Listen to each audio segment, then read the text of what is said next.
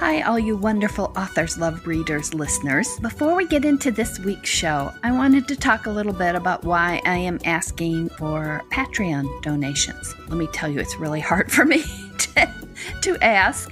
As my friends would tell you, I'm not good at asking for help at all. The reason that I set up the Patreon for the Authors Love Readers podcast, it is not for me as an individual author. It's strictly for the podcast. I would love for the podcast to become self-supporting because I've been supporting it to this point. The expenses include having the podcasts edited, because you'll be surprised to know we talk longer than you actually listen. And I have a monthly fee for hosting the files because these are big files.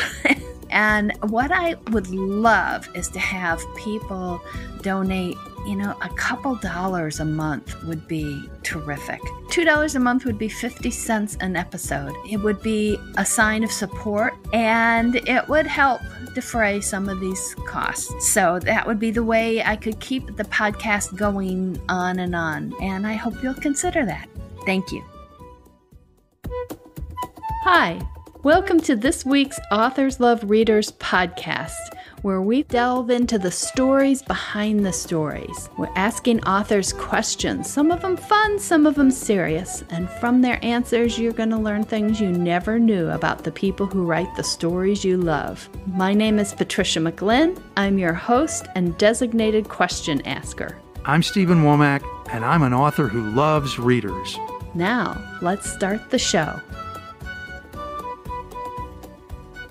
Hello, and welcome to this week's edition of Authors Love Readers podcast. Really interested today to have Steven, officially, that's his writing name, Womack, also know him as Steve Womack, visiting us today because I don't know him very well, except we have something in common besides writing, in that we are both past presidents of Novelists Inc. And the regular listeners to the podcast have heard Novelists Inc. before, because that's how a lot of our guests have come to Authors Love Readers podcast. So let's start off, Steve, with you telling us a little bit about what you write. Thanks, Pat, and I'm delighted to be here. It's a real pleasure. I've been looking forward to this. I write primarily mysteries. I didn't start out to write mysteries. This happened a long time ago. I just wanted to write novels. I live in the South, and my first career aspiration was to be an important Southern writer. The problem is that those jobs were already taken. So I finally, after about 15 years of collecting rejection slips, sold a book, a novel, which I thought was a novel of Southern politics, to St. Martin's Press.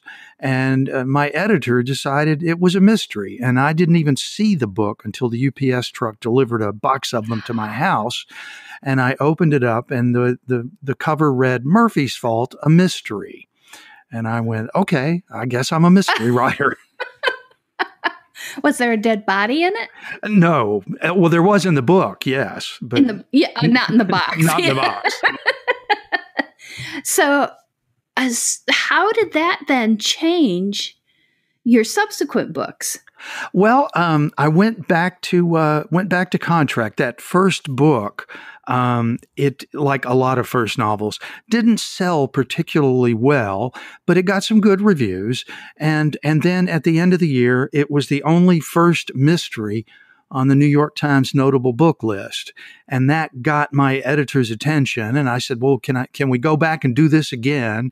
And she said, yes, but this time, can we make it a little more of a classical mystery? There was a murder in the first book, but it wasn't really a murder mystery. It was really a novel of Southern politics. I'd been a newspaper reporter in New Orleans, so I was sort of a Times-Picayune. Well, at the time I lived in New Orleans, there were 3 daily newspapers. Wow. There was the Times-Picayune and the States Item. And then I worked for the worst and the smallest one, the New Orleans Daily Record, and learned a lot there and got a lot of experience. And doesn't the smaller newspaper lets you do so much more? Oh, yes. I basically, this newspaper was so small that I went to work as a reporter and 10 months later was the city editor.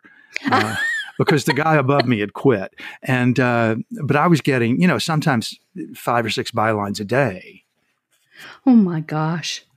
Oh my gosh. It was a lot of fun. So anyway, after I went back with, the editor was Ruth Cavan, who's a very famous mystery writer. Legendary. Yes, legendary, who passed away about a decade ago. But Ruth said, I'll do it again, but give me more of a mystery this time. And I said, okay, no problem. And then I hung up the phone with her and went, oh, what do I do now? I don't know how to write mysteries.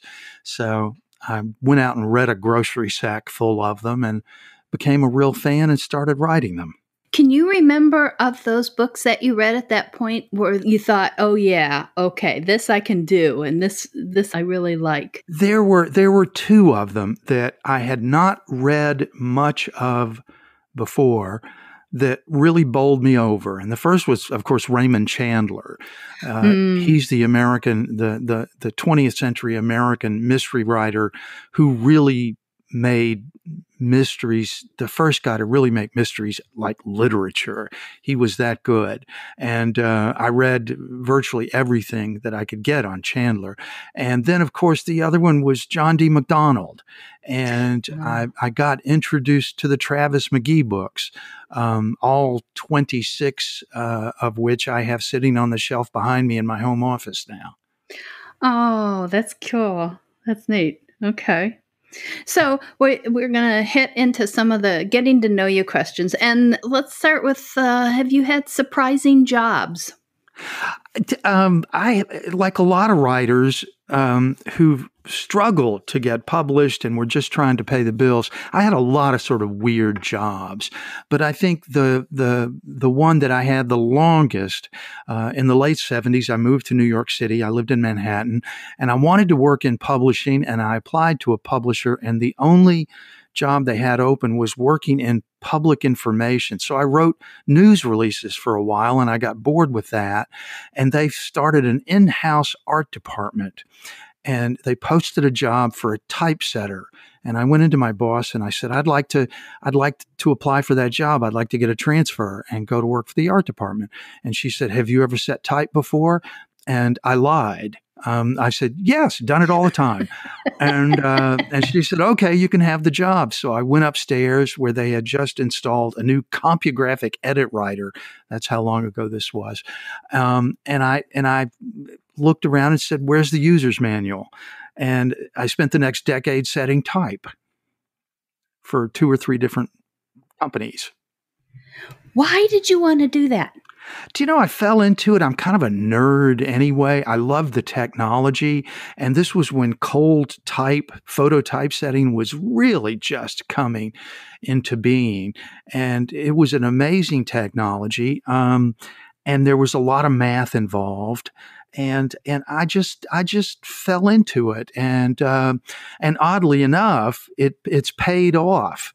Because like many of the writers that you've talked to, I'm now independently publishing books, as well as traditionally.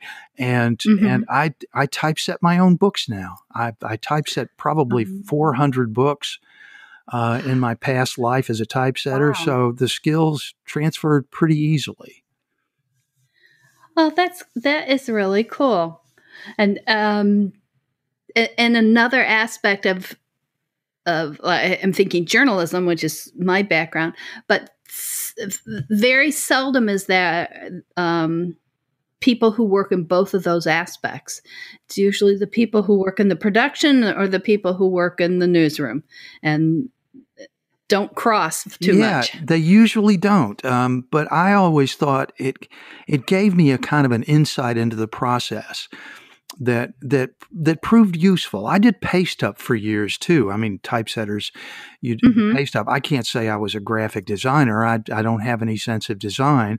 But back in the days when you physically cut and pasted galleys into flats, I did that along with my typesetting, and it gave me a just sort of an insider's view of how print media was put together. And it helped. How do you feel it helps? I had an understanding, especially when I started publishing my own books a few years ago, and I've published a couple of other books by other writers. But it gave me a sense of how design, especially covers, sell books. What appeals to a reader, what catches their eye. And of course, I would never, ever, ever try to design my own covers, but I still knew, I think, what a good cover looked like. And that was what I mostly got out of it. It's a real split personality kind of thing, though. It is very much. And yet I was thinking, I often talk with readers about, like, when you ask readers, please consider leaving a review. I often say, just share your reading experience, and the type, and the layout, the physical layout of the book is so vital to that reading experience, and yet mostly subliminal, I think. Yes. Yeah. It is. But, I was in the Target the other day. My wife was shopping for something, so I went back to the book section to browse, and I don't do that as much as I used to, just browse bookshelves. But I had heard on the Nink list and talking to other writers that the mass market paperback is about dead, the traditional mass market paperback. And of course, that's true. I mean, the most paperback books that I see on the shelves at Target, Walmart, places like that, are not traditional mass market paperbacks. They're all sorts of different sizes now. And I think what it is we have an aging population. So the type in mass market paperbacks is awfully small. And so the book design, the way that the books are physically presented, the way that content's physically delivered, has a real impact on whether or not our readers are going to pick it up these days. And of course, as I mentioned, the importance of having the right cover and the right title is critical. All these things that are not really associated with the actual writing or the story that you're telling, that bolster it, support it. Absolutely. And as you well know, and all the writers that you interview on this podcast know, the days when you could, sit alone in your garret and type out a masterpiece onto a turn it into a manuscript and deliver it to a publisher, and then your job is done. Those days are long gone. Yeah. Every writer needs to think of themselves as an entrepreneur. You need to learn the business. You need to learn how it works. And it's really you've got to re-educate yourself if you're going to survive in this business these days. So what first brought you to the idea of wanting to tell stories? Can you point to a book or a childhood experience? Yeah. When I was a teenager, I, through a chain of events that are too long to go into right now, wound up getting a scholarship to an all-boys boarding school in Ohio. And it was a program that took kids out of sort of lower middle class homes and sent them off to places like Phillips Andover and Choate and Cranbrook. And I went to a fine school that I'm still very attached to, Western Reserve Academy up in Ohio. And it was the difference between this and public school. I was running with the big kids now. And I had an English teacher my sophomore year who told us that we were going to read Robert Penn Warren's All the King's Men. And we were going to read 25 pages of it a night till we finished the book. And we all thought he was, out of his mind. This was the longest book I'd ever seen in my life. And we all thought he was crazy. And I went back to my dorm room that night and sat down and opened up this book that should have been sold by the pound. And, and I started reading it, and I was just sucked into the world of this book that I don't know how many people have read it, if you've read it, but it's again a story of Louisiana politics. It's loosely inspired by or based on the life of Huey Long. And I read the book. It's like 600 or 700 pages, and I read it in 3 days. and then turned around and opened it to page one and read it again.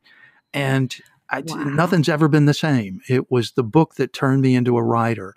And at the end of it, I remember thinking to myself, this is what I want to do. I want to create worlds like this and suck people into them and just take them over. and so that's what I've been trying to do ever since. That's fantastic. It's interesting too, because a lot of us reacted really strongly to stories very early, and didn't realize that people could do this. So you had that immediate epiphany, where I think some of the rest of us were a little slower, that you can do this for a living, or you can be involved in this, as opposed to books just appearing. Right. And of course, the problem was that, at that point, I think I was 16 years old. I decided I wanted to be a writer. I started my first novel at 18. And of course, I didn't have any idea what I was doing. So, at that age, you don't have the life experience. You don't have the writing experience. You haven't paid your dues. So, I spent the next 15 years writing unpublished novels and hundreds of newspaper articles and, just learning the craft. What do you think being a journalist has brought to your fiction writing? Oh, boy. A lot. For one thing, I learned how to write fast. I mean, you literally, when you're a journalist and you're doing this every day, I spent some time as a writer, the title was field editor for United Press International back in the 70s. And I went to work at 6 o'clock in the morning and sat down at a workstation in a room full of workstations with clattering type and noise and distractions everywhere. And the bureau chief had set a stack of local newspapers on my desk in front of this monitor. And I sat down at 6 o'clock in the morning after one cup of coffee and spent the next 8 hours rewriting local news stories in UPI style and putting them out over the network. You learn how to write fast. You learn how to write clean. You learn how to write leanly. I was beginning as a journalist to get a sense of how stories should be structured. That took me a lot longer. In fact, I had another pivotal event in my development as a writer, 15 or 20 years later, when I took my first screenwriting course, which is, film is very structured, but you learn how to write fast. You certainly don't wait for inspiration. That whole artistic waiting for inspiration in the muse thing. No, you put your butt in the chair and you put your keys on the fingers, your fingers on the keys, and it's the Nike theory, just do it. The one additional thing that I found was dialogue for me, because I started as a sports writer, reporter, and the ability to hear how distinct people's speech was, I feel very definitely came from journalism, and translates to the fiction writing really well. Yeah. And for me, it was, first of all, I was able to, there's a certain amount of mimicry going on here. You're just trying to write like somebody else sounds in dialogue. And for me, the other thing was I learned, and I still try to teach my students this, good story dialogue. You can't just transcribe everyday conversations. If you do that, then your dialogue's going to wander all over the place. It's going to be unfocused. It's not going to have any firepower. So you have to learn how to write good story dialogue that sounds like ordinary, spontaneous, run-of-the-mill talk. I have a good friend who started a journalism career at the City News Bureau in Chicago. And right out of college, she started, and she did some work with the original Mayor Daley. And if they got really angry at him, they quoted him accurately Yes, he would ramble and ah and things didn't make sense. When you wrote a story to try to make sense, you had to ellipsize him. I think I just made that word up, and give it give it some shape, because what he said didn't have any natural shape. I always thought that was the greatest revenge.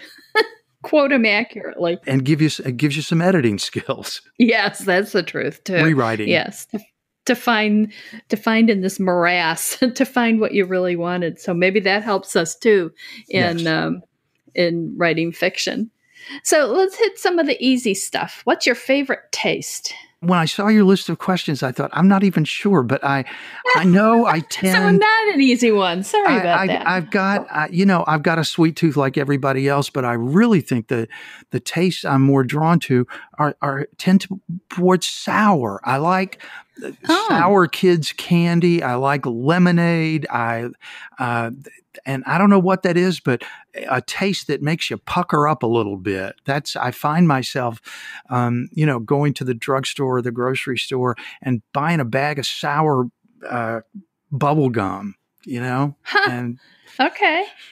That's cool. And kids candy and like see, nerds. This was a self-revelation. Yeah. Okay. Do you have a favorite color? Blue. And I've known that for years. I've just been drawn to the color blue because it's cool, it's soothing, but also for some shades of blue, you can see kind of an underlying passion and heat to it. Reds are over the top for me. Brilliant oranges and reds. I tend to go toward the cool colors. I have my very own desert island, and it has very strange rules. So it will let you play a movie. It has the facilities, too, to play a movie, but only 3 movies. So you're going to see 3 movies over and over and over, and you're going to be on this desert island a long time. Which 3 movies are you going to pick? Okay, Romancing the Stone might be one of them. And the other 2 would be, seriously, Casablanca. Michael Curtiz directed it in 1944. And Casablanca, and then a 1972 movie that not that many people have heard of. It was directed by Arthur Hill and written by Paddy Chayefsky. And it was one of the movies that George C. Scott did the year after he turned down the Oscar for Patton. And it's a movie called The Hospital. And it was George C. Scott and Diana Rigg. And I literally I bet I've seen that movie 25 times. What about it makes you want to watch it over and over? Well, for one thing, it's set in a hospital in Manhattan in the 70s, and the hospital is falling apart. And you look at it today and you realize that even 45, 50 years ago, the American healthcare system was a mess. And it's still a mess, and it's only gotten worse since then. But also, George C. Scott plays a disaffected, depressed, middle-aged man who has a lot of responsibility, but a lot of problems, and he struggles in personal relationships. He struggles in his work. At the beginning of the movie, he's having a nervous breakdown.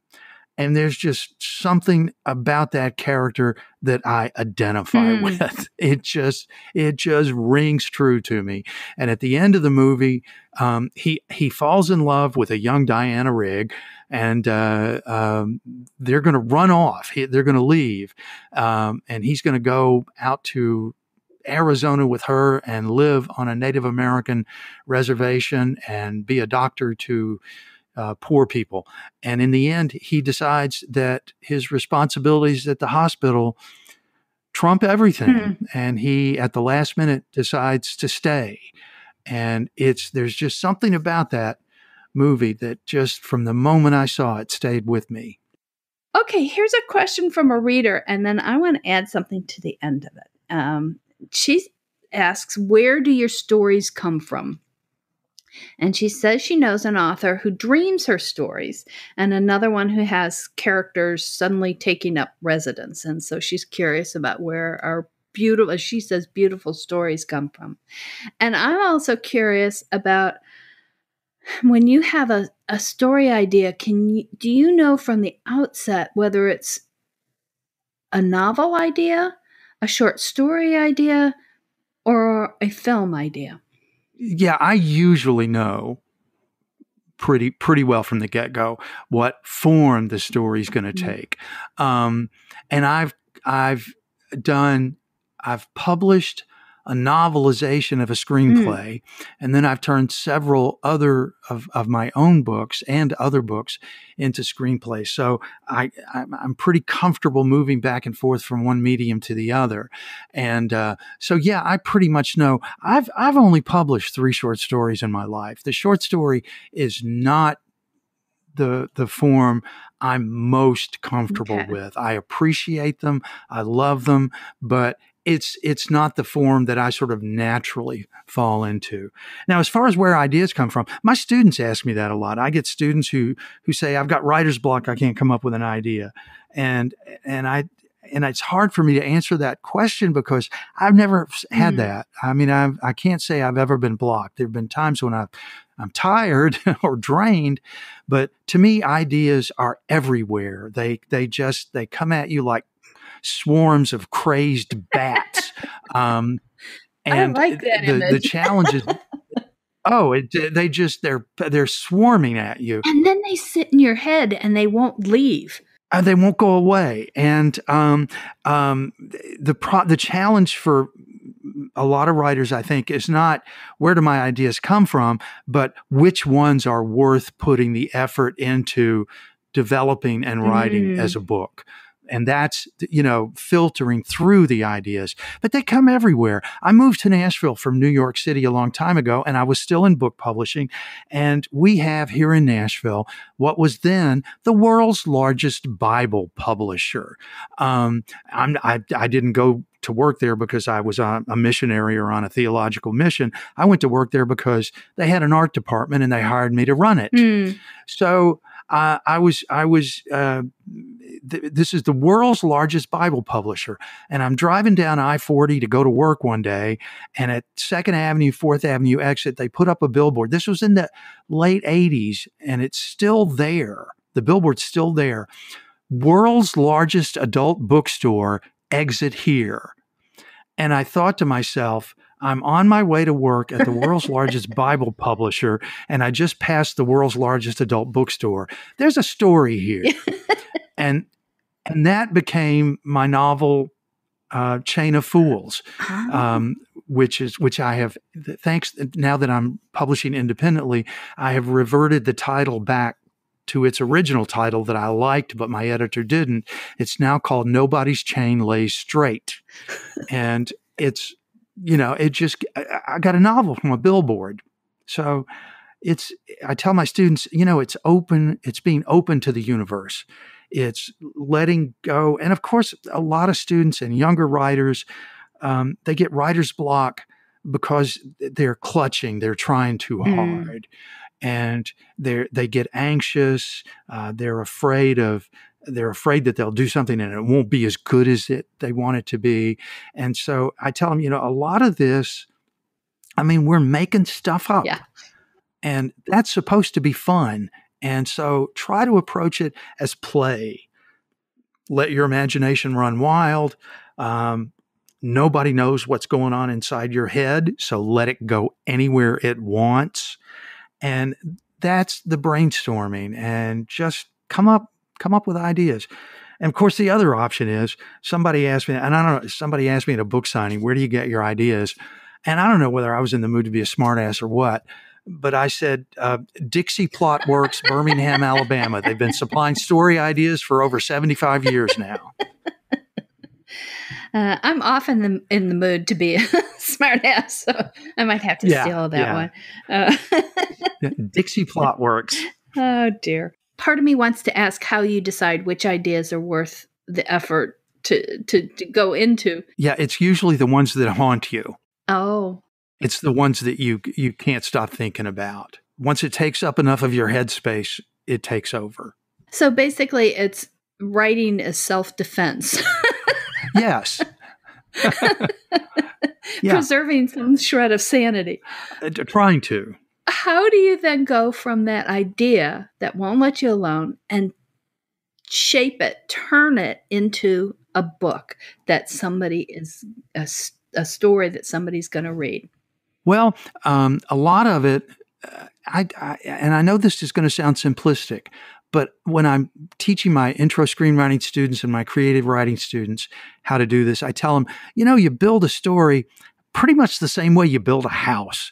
The first thing you got to do is figure out where the hell you're going to put it. You got to have a lot. You got to have a piece of ground to put it on. And then you lay the foundation. And the foundation of a story is the broad outline. I got to know the premise. I got to know who the protagonist is, what the protagonist's sort of driving desire, underlying need, problem is. I got to know the beginning. I got to know the end. And I got to know the sort of the principal beats. And then, once you get the foundation laid, you start laying in the systems. You lay in the HVAC, the plumbing, the electrical, the ductwork, and you just start layering this stuff in. And sometimes in story terms, that might be deciding what's your main plot. Are you going to have subplots? Is there a B story, a C story, a D story? And brainstorming and laying that out. And then you start to put up the walls, the studs, and you just start writing the story. And I walk the fence between having to know every beat of the story and outlining. I only outline in the broadest ways possible, because for me, a lot of the story finds itself in the writing. When you're writing a book, and in some ways, you're sort of on a journey yourself of figuring out where the story's going to go. Mm-hmm. Sometimes characters take on a life of their own, and they do stuff that you didn't expect, and sometimes don't want, but the story goes that way. But you still have to know the landmarks. You have to know your starting destination and your finishing destination, or at least I do. But I don't necessarily know every mile I'm going to take to get there. And you just layer it on. And then finally you finish the house, and then you go back and you do a thorough, complete ground to ceiling examination, and you develop what contractors call the punch list, which is all the errors and things you've got to fix.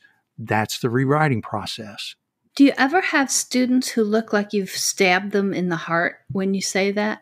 Yeah. I'd probably be one. I write out a sequence.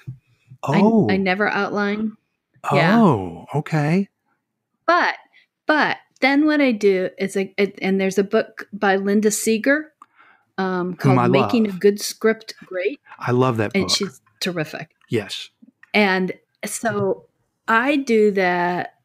I will have this big, I was trying, maybe it would be like having a snow fort and starting off with just a big glob. Yeah. You gather all the snow and you have this big glob, and then you start burrowing through it. And so you have to have structure. You absolutely have to.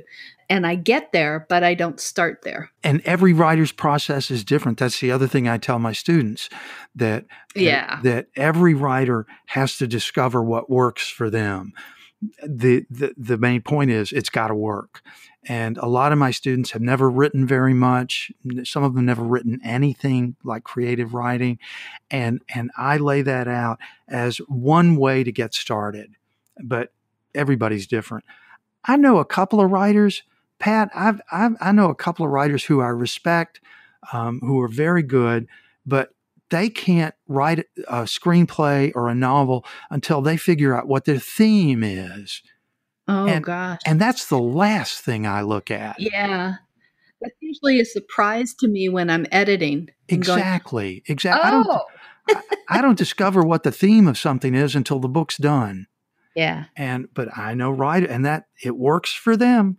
Do you celebrate any point in the book? Do you celebrate starting or ending or having it come out? Or I certainly celebrate finishing a manuscript.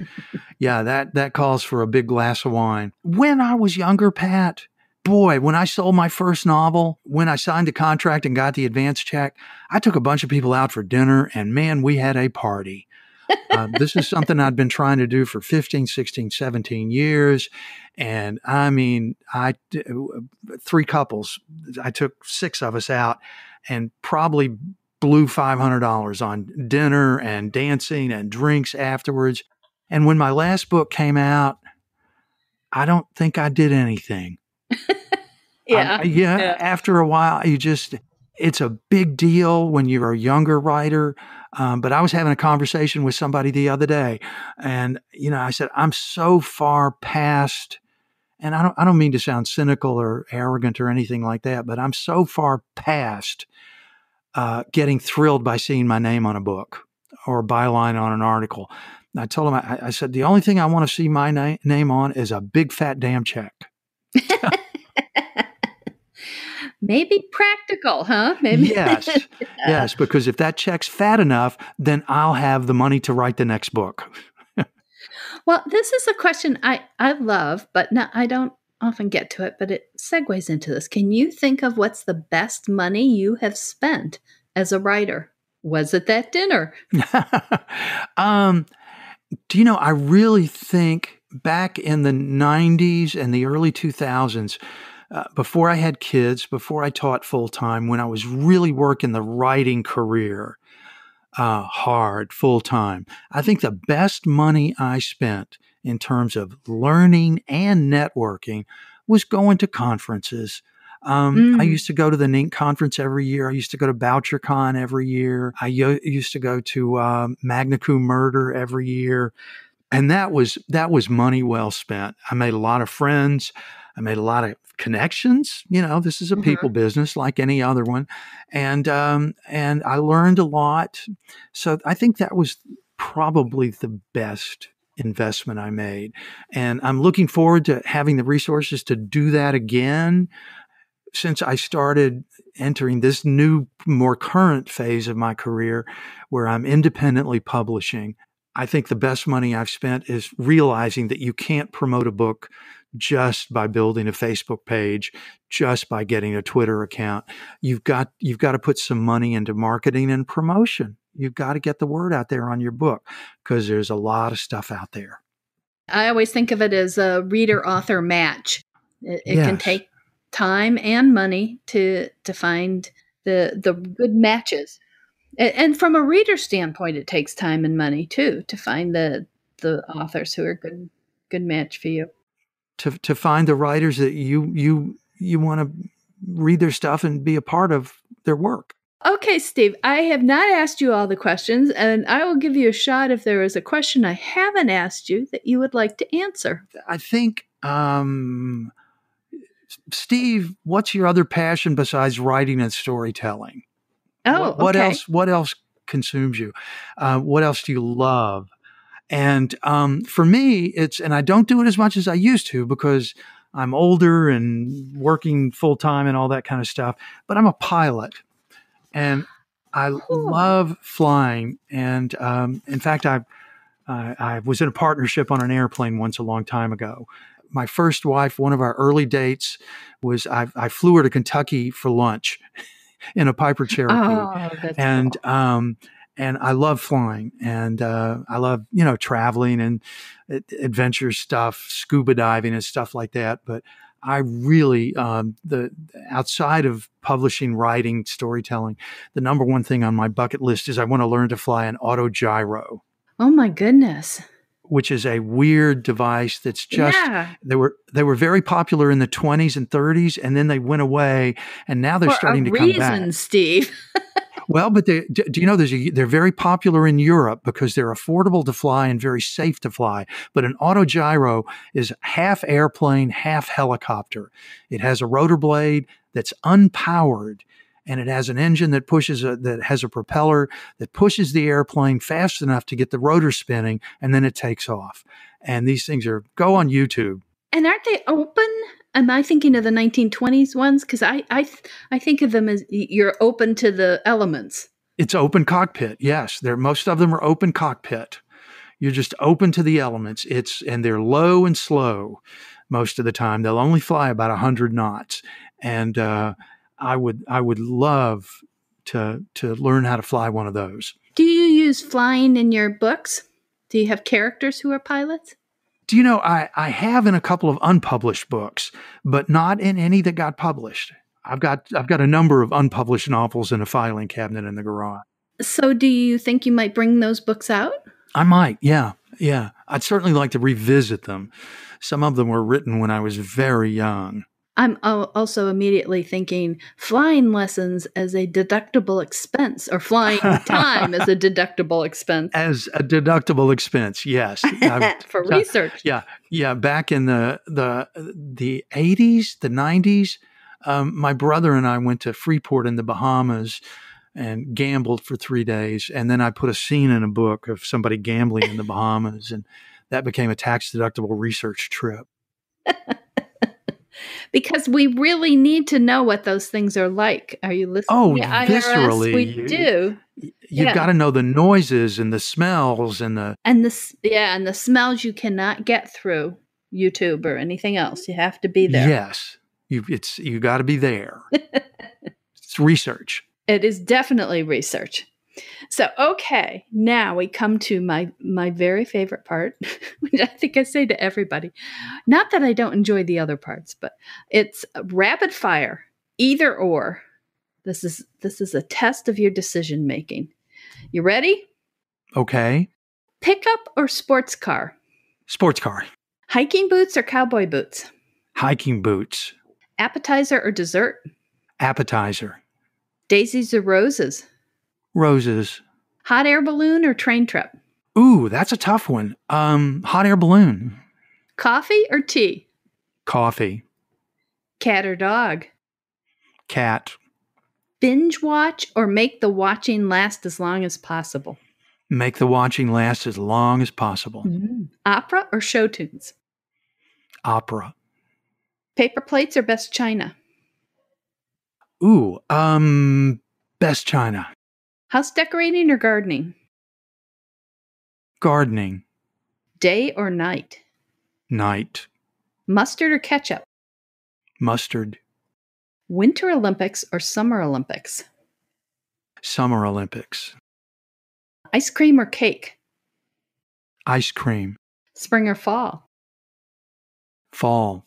Cruise or trekking vacation? Trekking. Sailboat or motorboat? Oh, sailboat. This is the last one. Grab the best first or save the best for last? Ooh, save the best for last. Yay, Steve, you made it through the whole thing without waffling or breaking the rules. There are very few authors who have done that. That was fun. Thank you. Oh, thank you so much for being with us this week. And Pat, this has been great fun. Tell them about your podcast. Oh, on my website, I just started a podcast. I've only done 2 episodes, and, I have to work it in around my work schedule. But the podcast is called This Crazy Writing Life, and it's on my website, which is stevenwomack.com, www.stevenwomack.com. And there's a little button at the top that says blog podcast.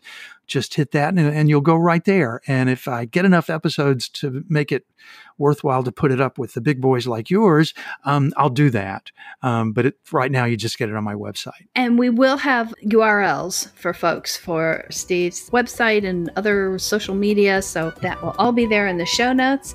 And hope everybody has a great week of reading and comes back next week to join us for another episode of Authors Love Readers.